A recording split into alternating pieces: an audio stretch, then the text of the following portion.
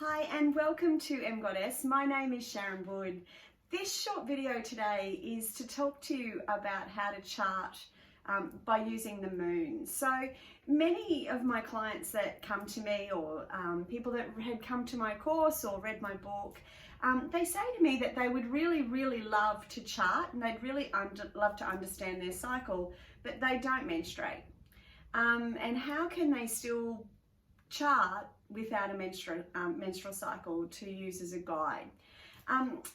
So this is all about that today. So there's many reasons as to why you may not have a menstrual cycle. It could be that you are through menopause, you may have had a hysterectomy, you may choose to have a marina and not have a period. You may just not have a period, so you could have amenorrhea, and there's lots of other reasons, and it doesn't matter what the reason is. It's the fact that you're still wanting to connect to this energy, you're wanting to understand your cycle, but you're not sure how to. So I always recommend that if you don't have a cycle, if you don't have a period, I should say, your cycle will be strongly linked with the moon. Now, charting with the moon is very common. I'm sure many of you have heard that, you know, how women often coincide and their cycle will fall in to with the lunar, with the moon, because you think about it, a lot of our cycles are around 28 days, and therefore and so is the lunar cycle. It's 28 days. So there's a definite correlation there that often is a link together. So the truth is, though, a lot of people don't menstruate with the moon all the time. So you may menstruate with the moon on occasion, and if you do all the time, that's amazing. It means that you have the exact same cycle as the moon, which is quite incredible. For me, I'm 48, and I have had periods where they have been with the full moon and with the new moon, and I find that because my cycle it adjusts, it goes from 28 days to 29 days, 28 days, 29, 26, 23, 29, 32. I never stay directly with the moon, and that's okay. Now, if you do have a cycle and you still want to connect with the moon, I highly recommend that you do put the full and the new moon in your chart, because it can really increase and intensify the energy that you're feeling in that phase. So I'm always aware of it. But this video is not for people that have a period. This video is for people that don't and really want to understand and chart as well. So I highly recommend that you guys chart with the moon as well. So what I mean by charting with the moon, so you still need to use a chart. So you can either purchase the charting calendar from me, or you can download the free chart from the website, Emgoddess website. And what you do is, I'll just get you a fresh one.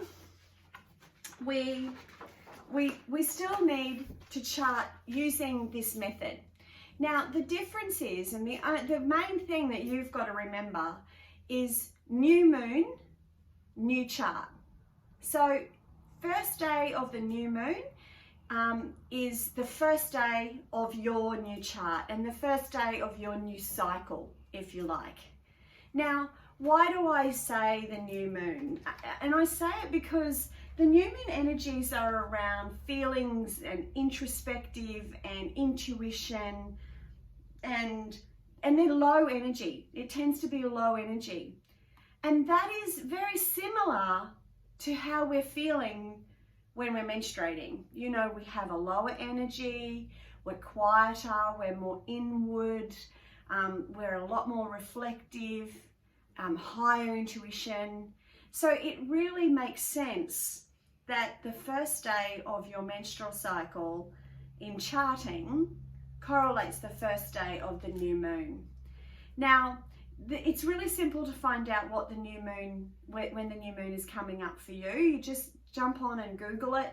There's lots and lots of charts, and it depends where you are. So if you're in the northern hemisphere or the southern hemisphere of the world. So make sure you look up what your chart is and where it sits for you.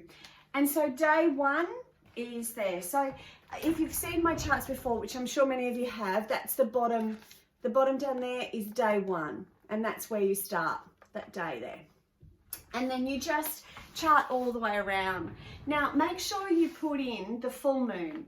Now the full moon should sit around day 14 if you think about it, because it's halfway through the cycle and it's the full moon. And if you look at what does the full moon energies bring, well, full moon's all about accomplished and grateful and high energy and getting a lot done. It's you're feeling really quite powerful. And that is a natural feeling for the phase of ovulation, or your Demeter phase of your cycle. And Demeter's all about that love, compassion, energy, focus. You know, it's a beautiful phase. So it correlates with the full moon really quite beautifully. So if you don't have a cycle, it's as simple as that. So day 1, new moon, and chart all the way around. Acknowledge the full moon, which would be around day 14 of your cycle, mid-cycle, and then come all the way around to day 28 when the new moon is again, and you start a new chart. So new chart, new moon. I hope that sort of makes it clear for you. You still need to understand the 4 phases, and they still link with the 4 phases of a menstrual cycle. So you think about the waxing and the waning moon, the full and the new moon, and the energies are very similar. It's amazing and not surprising, really. So just start charting that way. If you've got any questions, feel free to let me know, but hopefully this will help you get started. Thanks and bye.